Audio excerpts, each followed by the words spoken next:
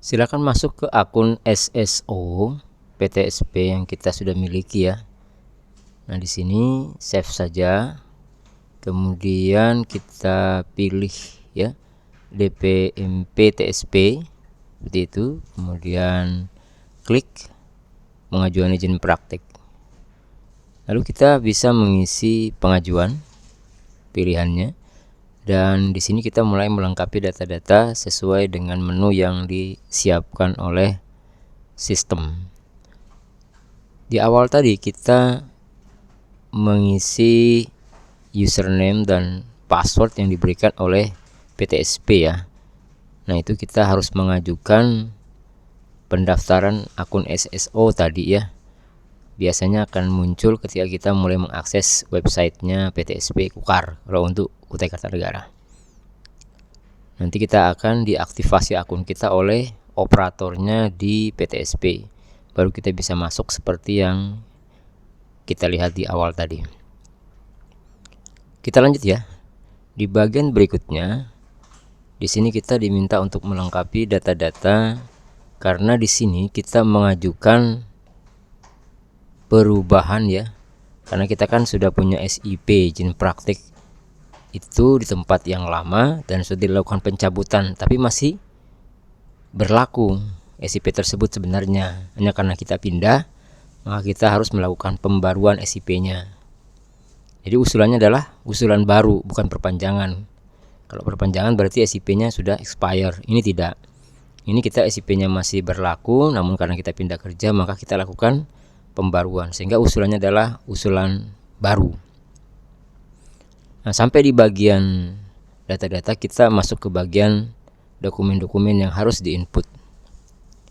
Di bagian pertama biasanya yang diminta adalah KTP dan NPWP. Ini dijadikan satu dalam bentuk dokumen PDF ya. Jadi diupload saja dengan besaran di bawah 1 mega. Jadi kalau dia kegedean silahkan aja dikompres dulu.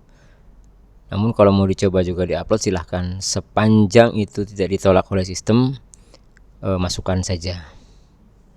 Nah, di bagian atas itu ya, sebelum kita mengupload dokumen ada jam kerjanya. Nah, itu kalau di puskesmas sesuai dengan peraturan ya, termasuk di rumah sakit. Kalau di rumah sakit kan 3 shift tuh. Kalau di klinik juga sama.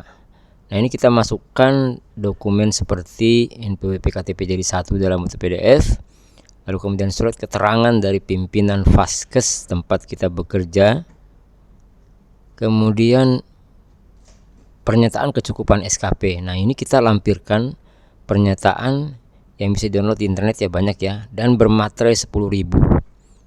Nah, kita lampirkan juga di dalam satu filenya itu SIPP kita yang sudah dicabut serta surat pencabutannya, untuk memberitahu bahwa kita SIP kita masih berlaku, hanya karena pindah maka kita buat baru.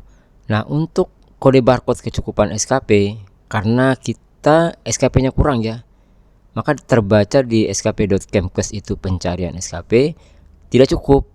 Apa yang kita lampirkan? Screenshot yang bagian tersebut, kemudian lampirkan pelataran sehat kita yang ada SKP-nya tentu ya, jangan kosong lah. Atau SKP platform yang juga ada di dashboard SKP-nya. Nah, lalu kemudian pada bagian terakhir kita diminta untuk mengupload foto, pas foto 4x6 cm latar merah. Oke, setelah selesai kita pastikan data semua benar, baru kita ajukan. Berhasil ya, jadi kita tinggal menunggu saja prosesnya. Nanti akan diverifikasi oleh gerainya PTSP, juga nanti akan dilanjutkan oleh Dinas Kesehatan untuk melakukan verifikasi terhadap dokumen yang sudah diupload. Nah, ini ya, kita sudah lihat bahwa dalam pengajuan 4 kali ini, yang pertama itu ditolak, yang kedua yang pertama itu pencabutan ya tadi ya, kemudian yang kedua ditolak, yang ketiga ditolak karena dokumennya tidak sesuai ya.